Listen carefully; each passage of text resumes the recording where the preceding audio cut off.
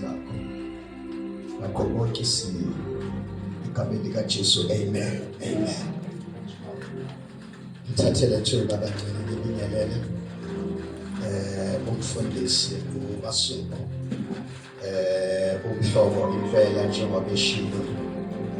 Sibingelele nomama, ifamily yonke kaMasuku, sibingelele ubuholi bala ekhaya, sibingelele kubobaba, sibingelele kubomama, abantu abasha, usonto sikolo, abadlalela lapha kuma-keyboard, sibingelele egameni elihle lenkosi. Sicolise bazalwane ukuthi sifike late. Njengoba umfundisi uMasuku echazile, we are hosting eDalhouse regional conference. Njengoba ngimela kahle ngishiye i-guest speaker and ilanga lakhe lokugcina lokuministera, but I had to honor i-invitation yomgcotshwa kaNkulunkulu. Amen. Kufanele ngizozama ukuthi ngadonsi kakhulu. Asivuleni amabhayibheli wethu, umfundisi uMzizi Bangcwele, uNkulunkulu nami ongenzela umusa. Every time I'm sharing testimony yami nabantu, they're so amazed. uNkulunkulu wangideliver umfundisi uMasuku from being a gangster, from being part of a deadly gangster. One day, these guys bake bezwela nge-tip off ukuthi eplazini elithile kune safe. So bacabanga ukuthi imali ithe mabavula le safe bathola ukuthi ibhamu. They came back elokishini baphethe ibhamu. I was ilapho khona uNkulunkulu angisuse khona.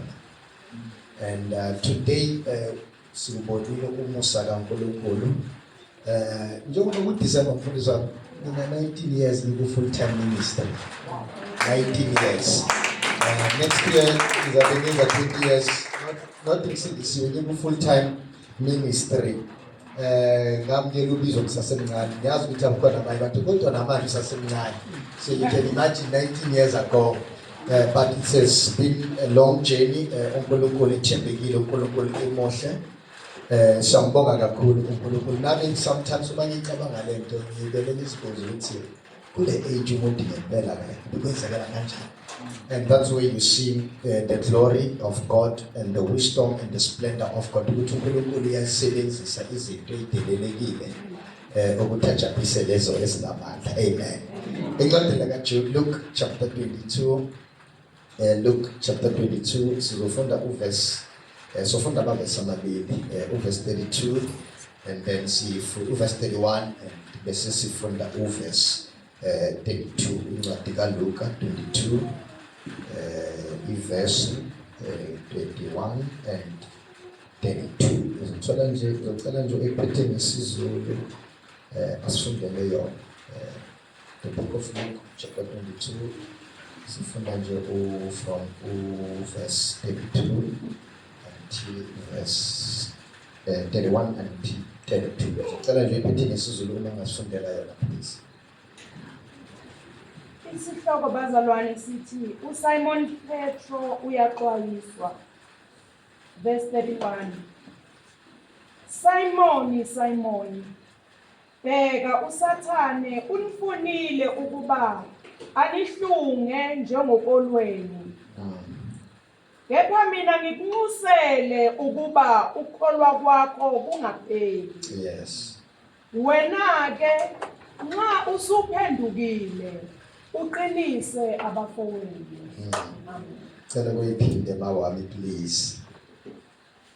Simon, Simon, bheka uSathane unifunile ukuba anihlunge njengokolweni. Kepha mina ngikunxusele ukuba ukholwa kwakho kungapheli. Wena ke nxa usuphendukile uqinise abafowenu. Yes, thank you. Simon, Simon, Satan has asked to sift you as wheat, but I have prayed for you, Simon, that your faith may not fail. And when you have turned back, strengthen your brothers. Yabona umakhe amazwi lawo okugcina lapho uJesu athi when you have turned back, strengthen your brother. Ku-31 uthi Simon, Simon, Satan has asked to sift you as wheat. uSathane ufunile ukuba anihlunge njengokholweni. Kepha mina ngikucusele. I have prayed for you that your faith may not fail, and when you have turned back, ithi ngesizulu cha usuphendukile uqinise abafowenu. Nkulunkulu izwi lakho siredi silungele ukulizwa njengabantwana bakho, ukhulume phakathi kwethu, sikhulekela ubukhona bakho nesambulo sezwi egameni likaJesu Kristu waseNazaretha. Amen. Nabancane kulesikhathi esifishane ngifuna ukukhuluma nani ngaso sokwazi ukuthi siye emakhaya kungakabi too late. Ngifuna ukukhuluma about this character ibizwa ngoSimon. Uma ufunda ngoSimon, uSimon it's a very interesting character. Umuntu uma ustudy ngaye esingathi very impulsive. Umuntu wenza izinto ngaphandle kokuthi aqabange. It was uSimon uma uJesu ebuza abafundi ukuthi abantu bathi ngobani. Abanye bathi Elijah, abanye bathi one of the prophets. Wayijika wathi okay mina nithi ngobani. It was Simon who said, thou art the Christ, the Son of the living God. Uma uJesu abefundi baphakathi komkhumbi, uJesu evelela hamba phezulu kwamanzi. Abafundi bebekhona phakathi komkhumbi, kodwa it was Simon oye wathi Nkosi, if it is you, just say a word and I will come. Abanye did not have isibindi sokutesta ifaith yabo when a moment was presented, especially when you are invited by Christ who is the Messiah. But it was Simon oye wathatha isinqumo sokuthi I will walk just like the master. Kodwa along the way ifaith yakhe iye yafeyila, ifaith yakhe iyamfeyila. But luckily mfundisi Masuku imfeyila nje in the presence of the master. Because if ever you are going to fail empilweni, yenza isiqiniseko sokuthi usase ebukhoneni bukaJehova. Because iBhayibheli lithi uma sengathi uwela phakathi emanzini, there was a hand that was stretched forth uSimon ukumbamba ukumbuyisa. Ngoba kungcono uma engabe uzohluleka uhluleke usasebukhoneni bukaJehova. Ngoba as long as usasebukhoneni bukaJehova, i-restoration isekhona. Sikhona isandla uNkulunkulu will stretch out and pick you up from lapho uyokhona. Ungasabi ukuthatha i-risk uma uthemba uNkulunkulu, ngoba noma ngabe ungayenza iphutha ukhona umusa as long as you are in the presence of the master. Simon was a very interesting character. Kukhona into banqwele engithandayo ngoSimon. Uye owabe nesambulo sokuthi uJesu is the Christ. And Jesus said, lokho that was revealed to you akwambulwanga inyama negazi, but it was the Spirit of God that revealed that revelation. Kodwa phela uJesu uthi uSathane uyafuna ukubamba njengokholweni. Now a weed is something that grows on the wayside. Uma umoya uphuphetha uyangale, the weed igobela ngaye nayo. Uma umoya uthi siyangale ngaku-right, a weed iyangale ngaku-right nayo. Kodwa uJesu uthi, Simon, I have prayed for you that your faith will not fail. Sinabo mfundisi Masuku aboSimon enkonzweni abasindisiwe kodwa basasebuthakathaka, abathanda uJesu kodwa basasephakathaka. uJesu akambheki uSimon, uJesu akamhleki uSimon, kodwa uthi I am going to pray for Simon not to fail. Angeke ngikhulume ngaye, angeke ngimhlebe. I will pray for Simon. Simon, Simon, I have prayed for you. Simon, Simon, uma amasoja afika azobamba uJesu, ita Simon owakhipha umese. Simon is an impulsive guy, umuntu owenza izinto angacabangi, wenza izinto bese ucabanga after. Kodwa isibusiso sika Simon ukuthi he is still in the presence of the master.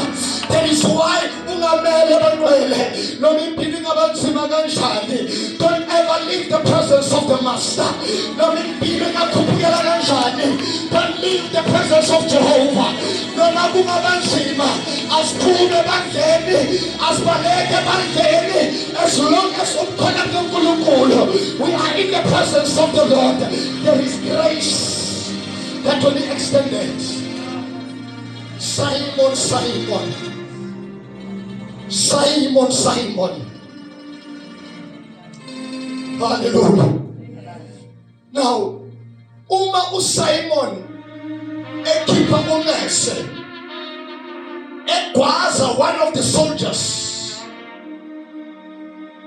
wayenza lephutha ebukhoneni benkosi, because it was Christ, because one keeping indlebe, but it was Christ owathatha indlebe wayibuyisela lapho khona uSimon ayikhiphe khona. Whatever you do empilweni, always do it in the presence of the master. Simon, Simon, I have prayed for you. He was so blessed with this man. He did it in the presence of the Lord. Wayenza lamaphutha lawa kodwa kashiyana ukukhona kukaNkulunkulu. We never hear about uSimon kuthiwa uSimon ushiye uJesu. We never hear about uSimon kuthiwa uSimon akasatholakali uma uJesu enza ama-Bible study. uSimon noma bekuwumuntu amaphutha, kodwa uSimon bekakwazi ukuhlala ey'nyaweni zikaJehova. He sat under the feet of the master. Simon, Simon. It was Simon oyewathi mfundisi Masuku, uma uJesu emqosha, uSimon wathi uma sisuka kuwe singayaphi ngoba kuwe kunamazwi okuphila. It was Simon Manuel who refused to leave. Noma sekoshwa nguye uJesu, what I'm not going to leave your presence. It was Simon oyewaba nesibindi sokuhlala ebukhoneni bukaNkulunkulu. It was Simon oyewaba nesibindi sokuthi ngiyohlala ey'nyaweni zikaKristu. It was Simon Manuel oyewathi I will not leave you. Ngiyofa la ufa khona, la ufa khona ngiyofa nawe. It was Simon oyewathi noma ngibukhalakhala, but I am not going to leave your presence. Ngoba uma usebukhoneni bukaNkulunkulu kune-affirmation nesiqiniseko ositholayo as long as uNkulunkulu enakho. Sometimes izimo singarepresenta engathi uNkulunkulu akekho esayidini lakho. Isimo singaveza sengathi uNkulunkulu uthulile empilweni yakho, kodwa uma u-understand into eyodwa ukuthi when your faith is planted on the rock who is Christ Jesus, awuyi ukunyakaziswa noma imvumvumu usifika, umuntu uyahlala who's affirmed on Christ who's the rock. Simon, Simon, I have prayed for you. It was Simon oyewathi uma ebona u-Elijah noMosi bavela entabeni yomncumo banenoKristu wathi asakhe namadokodo la. uSimon angafuni ukusuka kuJesu. Ungani bazama ukukhuluma ngale? Because kunomoya osebenzayo kulesikhathi seyinsuku zokugcina, umoya wokuhlubuka, the spirit of apostasy, umoya ohlubukisa abazalwane, otshintsha ilanguage yabo bangasakhulumi izwi likaNkulunkulu. Go to Jesu uthi I'm praying for Simon. Umehlubuka, I'm praying for Simon. The devil desires to have you. Kunomusa otholakalayo ebukhoneni bukaNkulunkulu, otholakala ehlaleni ebukhoneni bukaJehova. Noma ubona ngathi isimo sakho change, kodwa kunomusa as long as usahleli phela. Kunomusa bangcwele. Kungakhathazeki ukuthi ithatha isikhathi esingakanani into ikhulekele, uthi kade ngikhuleka, kade ngidlula ukudla, kodwa isimo sichange. Ngizothi kuwe ukhona umusa wokuhlala phela. Uma uhlezi ukhona umusa, ukhona umusa wokuhlala. Wangavuma this man. Belumfundisi masuku, I always say, abantu ababiziwe bafana nemihlatshelo. Ingakho Jesu athi loyo ofuna ukulandela makathabathe isiphambano sakhe. Aphinde athi you must die to yourself. Mele ufe kuwe. Kodwa uma ukufunda ngemvu yemhlatshelo, uma iswa emhlatshelweni bebayifike bayibophele ku-altari, noma ithi ifuna ukuphuma iboshwele ku-altari. Haleluya. Ilinde ukufa, ayisuki ku-altari until ifa. Ayindawo iyahlala ku-altari. Umhlatshelo uyahlala ku-altari. Ulinde umlilo ongcwele uyahla uzosisa umhlatshelo. Uyahlala abangcwele ku-altari kaJehova. Uyahlala abangcwele ebukhoneni bukaJehova. Uyahlalwa. Haleluya. Uyahlalwa. Amoko sakala bohaya. Rikata sondeli bahaka. Rabakose heta. Ize ukuzonilisa ukholo lomuntu othi kade ngikhuleka unyabusakala ambonani impendulo. But I'm here to tell you that there is a man obizwa ngomfundisi masuku who is praying for you. There is a man obizwa ngomfundisi masuku who is praying for you. Simon, Simon, ukhona okhuleka on your behalf. Don't throw in the towel. Don't give up yet. Ukhona okhulekayo. Ungathi lahlile ithawele. Ungagive up. Ukhona okhulekayo. Simon, Simon. Simon, Simon. Simon. Weak. Tagatago Simon. Natuyafuleka Simon. Tonto Jesu uthi nimkhulekele. Emthakathakeni bakhe nimkhulekele. I have prayed for Simon. Nimkhulekele Simon. uSimon ubona isambulo sokuthi uKristu unguba uJesu ngubani. Uthi thou art the Christ, the Son of the living God. uJesu uthi kuye, and upon this rock, phezu kwaleli dwala ngiyawakha ithempeli lami. Na uJesu ethi phezu kwaleli dwala akasho phezu kwaSimon, usho phezu kwesambulo uSimon abe naso okubuKristu Jesu. Uthi uJesu phezu koKristu ngizowakha ibandla lami. Now Simon is no longer Simon ofana nokolweni, kodwa siyakhelwe phezu kwedwala.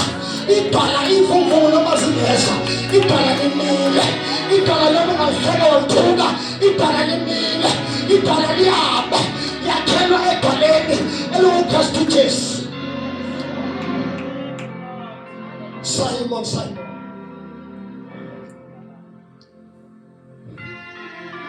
Oh, no.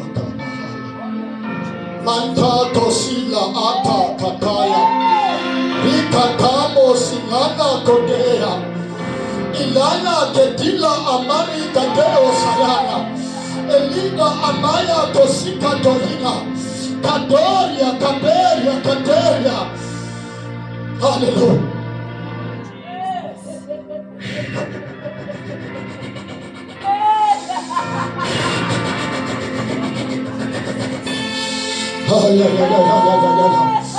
Ila mahata la Mosaya, Kata Sahaya, oh Koryane Makataya, Halamaya.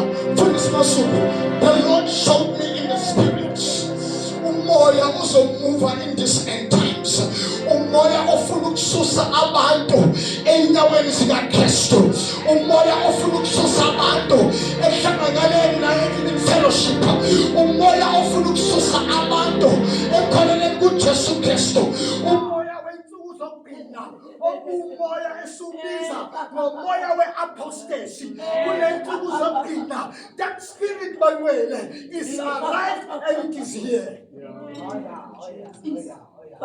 It is the spirit of the end times.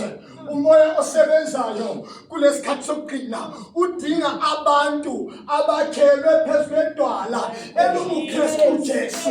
Ngoba ukoleni uma isitha sifika ukoleni uyathatheka kodwa umuntu wakhelwe phezu kwedwala.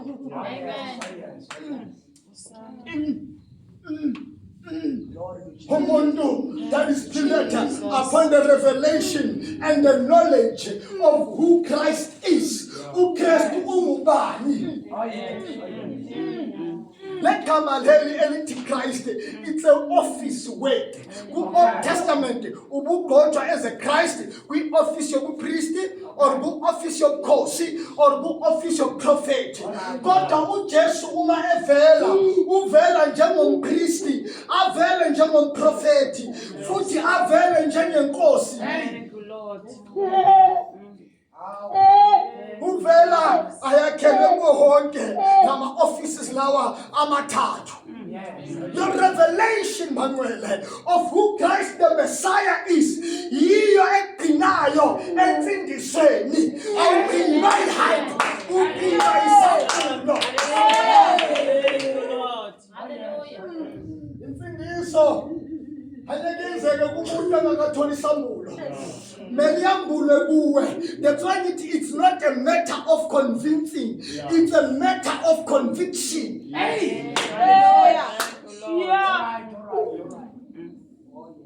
Kuba nomoya ofakazayo in your heart enhlizweni yakho ukuthi lelizwi olizwayo liyiqiniso. Kunomoya ofakazayo ukuthi lelizwi olizwayo lunguyebo futhi lungu-amen.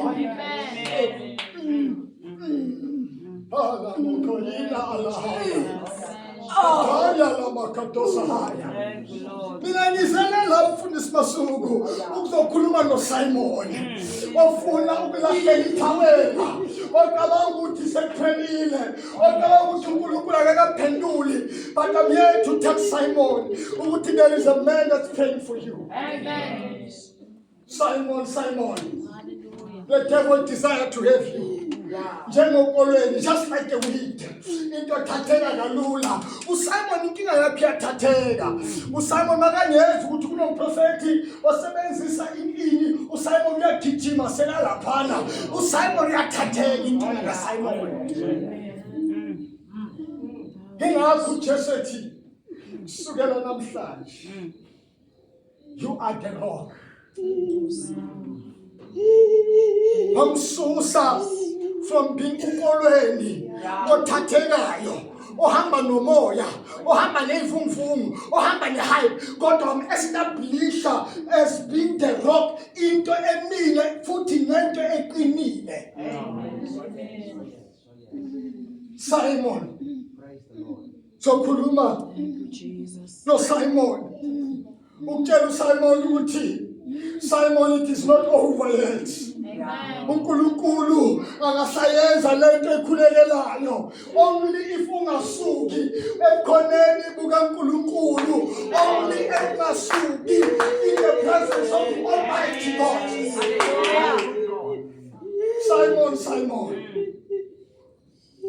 uthi uJesu uma usuphendukile, kuyasho umfundisi Masuku ukuthi kuyenzeka uJesu indlela abuka ngayo ukuthi uSimon uyoqhezuka. Ingakho ethi uma usuphendukile, hamba ke nawe uyoqinisa abafowethu. That is why uma uJesu eboshwa, uSimon uvelela emphika kathathu. Kodwa ku-Acts chapter 2, uma uSimon sekamnyele amandla kaMoya Ngcwele, uvelela washumayela kusindiswa abantu aba-3,000. The very same Simon. Ebandleni abo-Simon asibalahli bazalwane, abo-Simon asibabheki bazalwane. Siyabakha uSimon.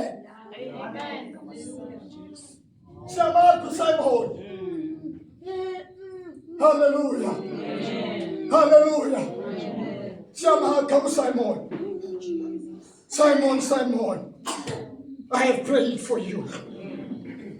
Hallelujah. Ibandla umuntu onesambulo sikaKristu. Ibandla umuntu onesambulo sokuthi uJesu ungubani.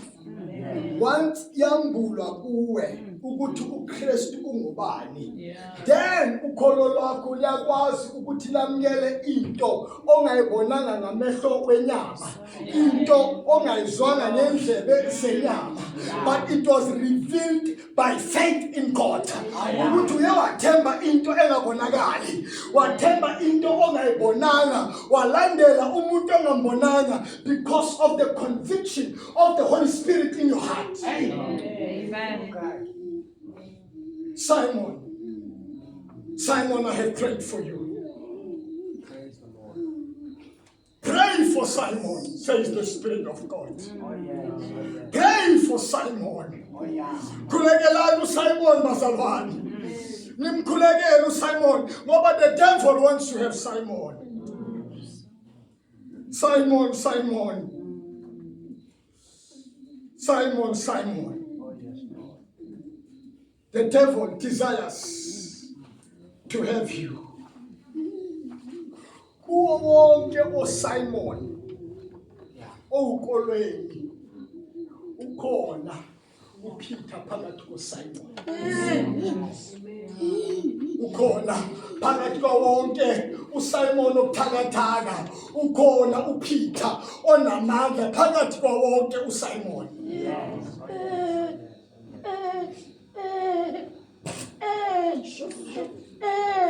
Phakathi kwawonke uSimon ukhona uPeter oqinisiwe, ukhona uPeter okhulekelwe, ukhona uPeter oalayiniwe ngezinto zikaNkulunkulu phakathi koSimon. Simon, Simon, I have prayed for you. The devil desire to have you. Satan ufuna ukubamba njengokolweni, kodwa mina uJesu Kristu ngikhulekele. Now into ezenzanga ngabazalwane, legama leli elithi ukuhlubuka, apostasy, lichaza umuntu oqhezukile okholweni. Ubukade uhamba ngendlela erepresenta ukholwa, erepresenta uKristu, erepresenta ukukhanya, kodwa indlela osuhamba ngayo akusesi indlela ebonisa inkabo nesimilo sikaKristu kuwe. Amen.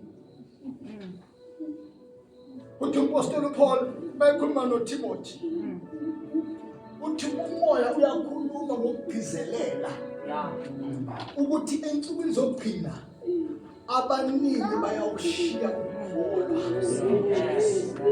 balandele umoya nemfundiso zamadimoni bafune ukuzwa ama-messages abathanda ukuwezwa baneglect its message yezwi likaNkulunkulu.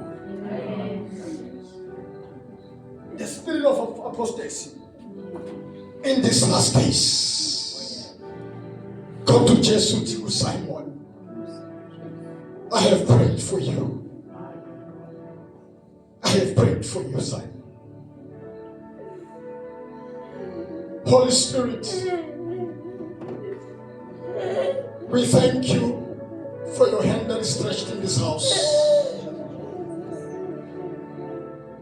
Simon ofuna ukwayo ngansini. Your hand that stretched forth. Kule ndawo.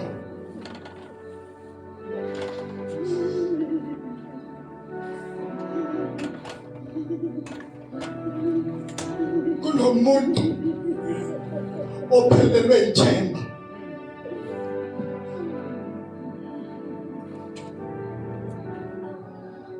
Kodwa uNkulunkulu Simon, don't let your faith fail. Noma ungacabanga ukuthi uhlulekile, kodwa ukholo lwakho malingahluleki. Sengizovala abantu, just give me 10 minutes.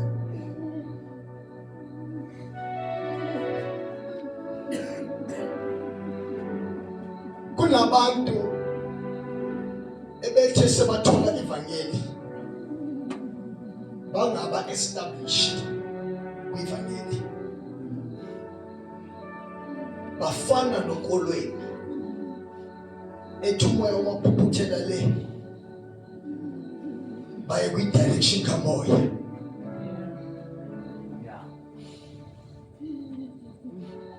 Kodwa uJesu uthi phakathi kwakho Simon kukhona Peter erock idwala into emile established kwi-revelation yokuthi uKristu ungubani empilweni yakho.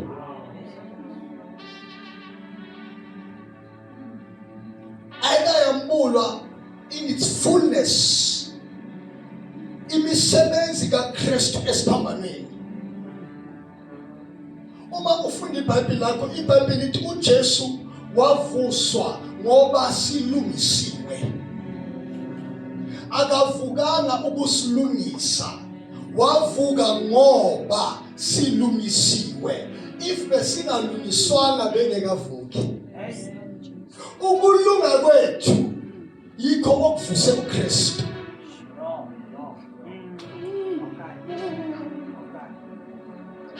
Umpriester in the Old Testament uma engena endaweni engcwele, there was a great chance ukuthi kuyenzeka ukuthi angasabuyi. Bekungenzeka ukuthi uma ngabe angangenanga ngendlela elungele, inkazimulo kaNkulunkulu beyizombulala kule ndawo. Ingakho bebambopha ngentambo la enyaweni. In case angafa efela kule ndawo, bekumele bamdonse ngoba akekho umuntu ozongena lapha umlandi. So ubengena ephethe igazi, afike athele igazi phezu kwesitulo somusa. Kodwa besingekho isihlalo, but it was called the mercy seat.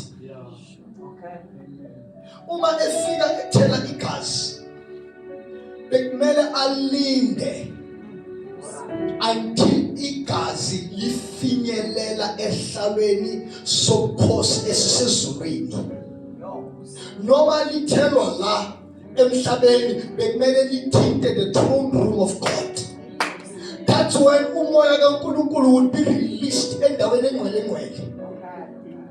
And when the glory is released kuleyo ndawo, he had ukuthi amele i-process ye-benediction ephuma kuNkulunkulu.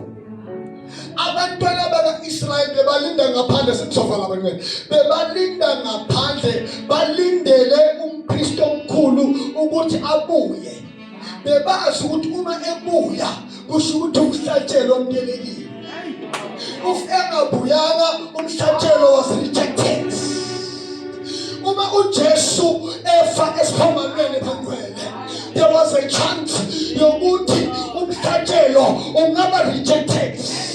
Kodwa uma elenga esiphambanweni, igazi beliyehlela phansi, lilindele ukuthi lifinyelele esihlalweni esisemazulwini. Uma engcwatshwa, igazi belisayehla lona. Awu! Uma Kristu ebuya endaweni engcwele, there was a celebration outside. Beba celebrate, babonga uNkulunkulu ukuthi umhlatshelo was accepted, umhlatshelo was received. Ukufa kaJesu was not enough bazalwane. Bekumele avuke ukuthi sizo ukwazi ukuthi sazi ukuthi silungisiwe. Ukuvuka kwakhe kwaba ubufakazi ukuthi silungisiwe. We have an evidence that we are the righteousness of God in Christ Jesus.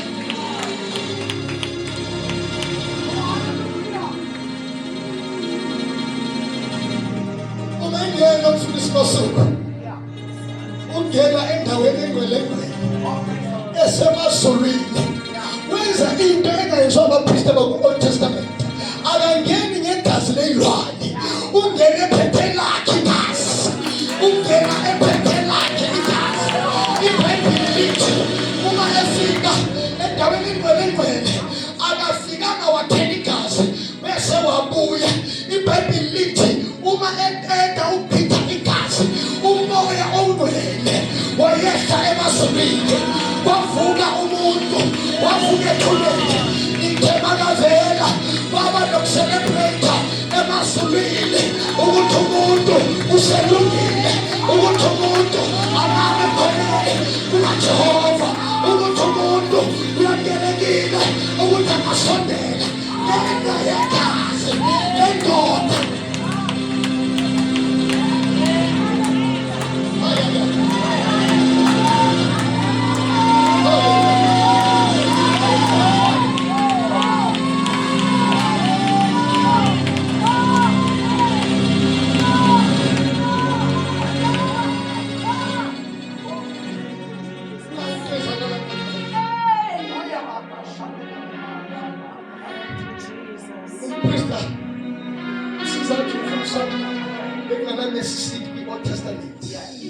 It's because bengekho umpristi bekade lungele ukuthi angahlala.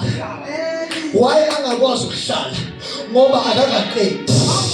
Mele abuye futhi next year azophinda the same process.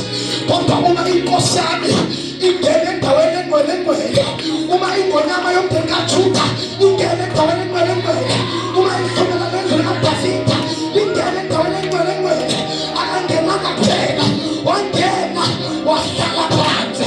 Ukuhlala kwakhe kusho ukuthi sekuphelile manje, akusekho omunye umhlatshelo osazodingakala, akusekho elinye igazi elisazodingakala. Wangena uJesu wahlala. Bese lithi iBhayibheli uma ebethelwa esiphambanweni besikuye, uma engcwatshwa ethuneni besikuye, uma evuka kwabafileyo savuka naye, uma enyuswa sanyuka naye, uma ehlala ayayabosha yakhothosana. Kumanje mfundisi masuku sihamba la emhlabeni kodwa sihlezi emazulwini. La emhlabeni siyahamba, la emhlabeni siyakhuleka, la emhlabeni siyashumayela, kodwa emazulwini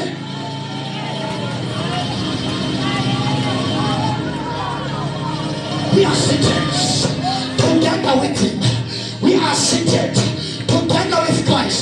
in heavenly places.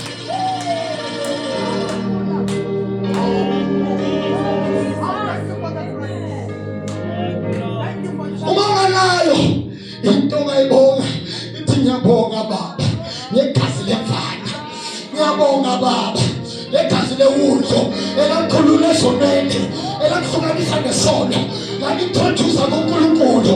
Thank God for the blood of Jesus.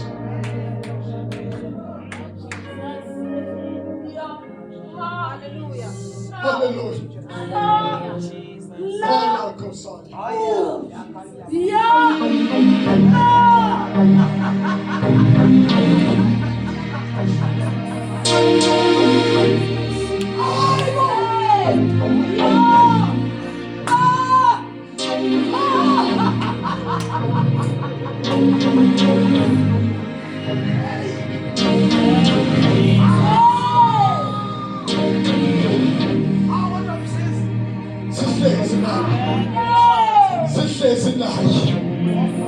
Sihlezi naye iBhayibheli twangena kwabakunye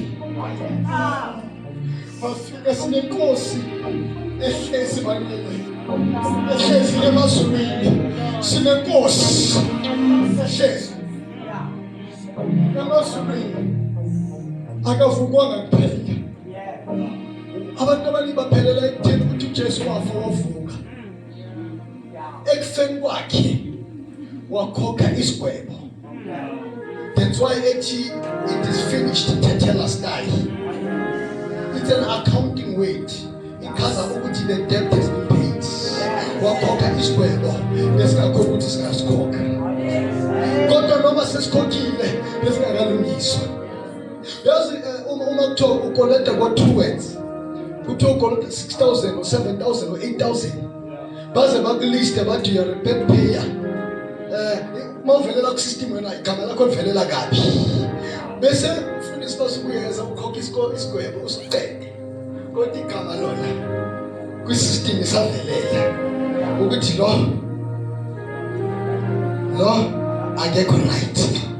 Uma ujoboleka imali ebank, uma bathi ka ku-system i-database ithi lo akekho right, noma usukhokhile kodwa ukakakliyerwa. uJesu wakhokha isigwebo esiphambanweni, kodwa igama belingekho clear. Ingakho iBhayibheli lithi ngokuvuka kwakhe wavuka ngoba silungisiwe. So ukuvuka kwakhe kwaba itestimony ne-evidence yokuthi silungisiwe. Sometimes bazothi uma uyoyenza i-credit party at least iza nencwadi ebonisayo ukuthi igama lakho likliriwe. Sinobufakazi bangcwele. We have a witness in the word of God. Ezweni likaNkulunkulu iBhayibheli lithi we have been justified.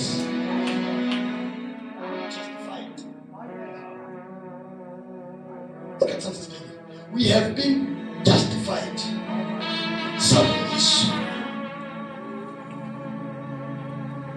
Masiqeda ukulungiswa khathi siyoma phambi kwejaji enguNkulunkulu. Uma uNkulunkulu esibheka njengejaji enkulu wasithola sinanaqala. Izono zethu aziqolelwe. We were acquitted. Kunomehluko between umuntu oba ecourt bamphathile bathi siyaqolela ungasaphili yenza lento leyo. Umuntu who is acquitted, umuntu okuthiwa icala lakhe liqediwe, utholakale unganaqala, akuna evidence yokuthi uke waba isoni, igazi lakhe lasusa yonke i-evidence. Uma evuka wasula yonke i-database yokuthi uke wakoleta, wasula yonke i-database yokuthi uke waba isoni, wasula yonke i-database ukuthi uke waba kude noNkulunkulu kodwa awunakala. Ingakho uPastor Paul ethi we preach the gospel of the remission of sin. Ivangeli elisusa isono lihlanganisa umuntu noNkulunkulu, umuntu ahambe nenkazimulo kaNkulunkulu ethi ku-Old Testament ibeyibulala yonke into engaphumi emazulwini, yonke into engaphumi kuNkulunkulu ibifa endaweni engcwelengcwele. Kodwa manje bazalwane asala itabernakheli eyakhe ngezandla, kodwa wena uyitabernakheli ephilayo, uyitabernakheli ehambayo, ugcwele ngenkazimulo okaJehova, ugcwele ngamandla kaJehova, ugcwele ngamandla kaNkulunkulu ophilayo. You are a moving tabernacle. Eyakhe iBhayibheli uma bayibeka eceleni kuyithixo owudagoni, bamthola udagoni ewile ngenxa yenkazimulo ephakathi kwetabernacle.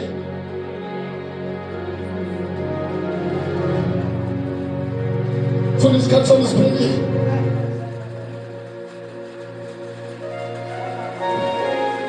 The revelation of who Christ is yiyo e-establishayo phezu kwedwala. The revelation ukuthi uJesu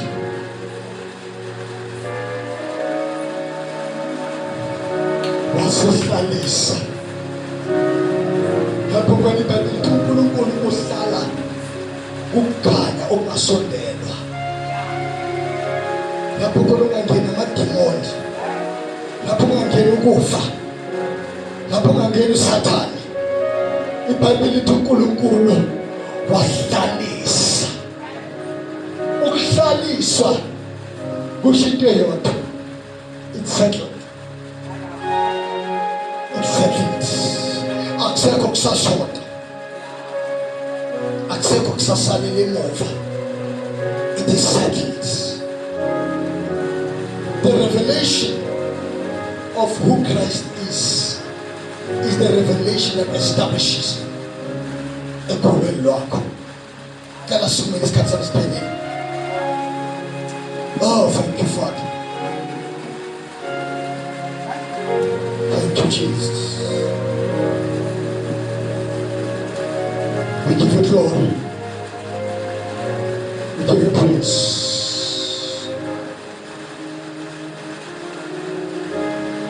Can you lift up your hands?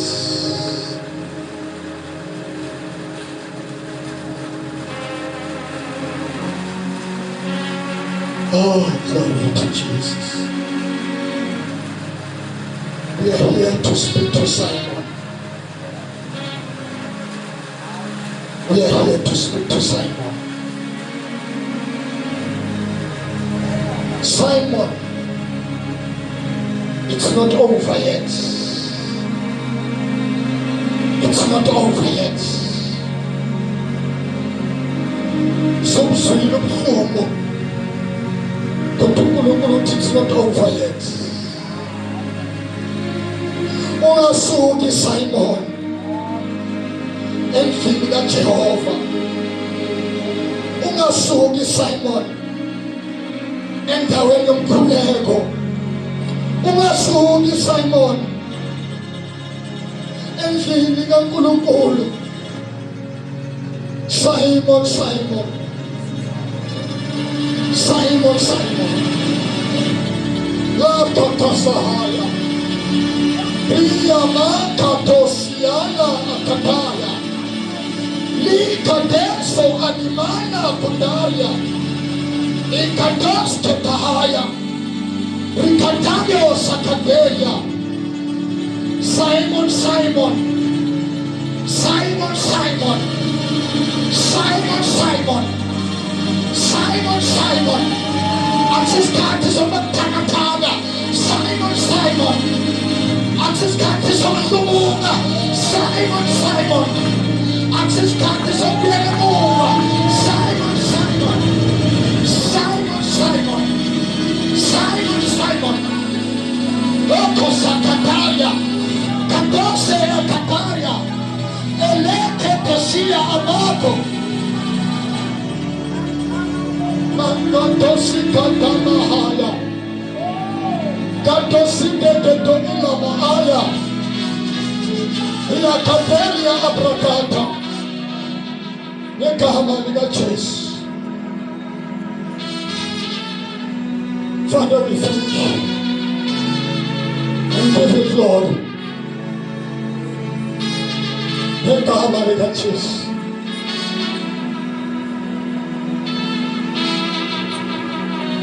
From today, Kulukula nakhele phezu kwedwala.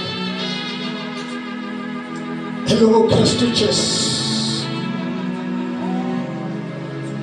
Lama katala siketehana, ketola makata sote ketaya, riketama seli ana katela apatosa. Eri amana katala mosanahia.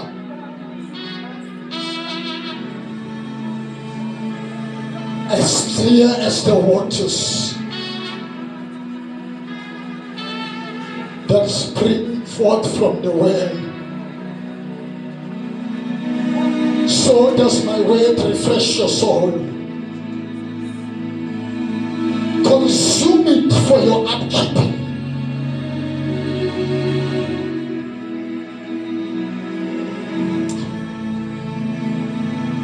Lord, siyabonga uNkulunkulu wethu ngegama likaJesu. Busisa ibandla lakho, busisa abantwana bakho ngegama likaJesu. Qinisa ukholo lwabo, umoya wokuhlubuka awunawo amandla phezu kwempilo zabo, ngoba sibakhulekele ukuthi ukholo lwabo lingahluleki. Siyabonga.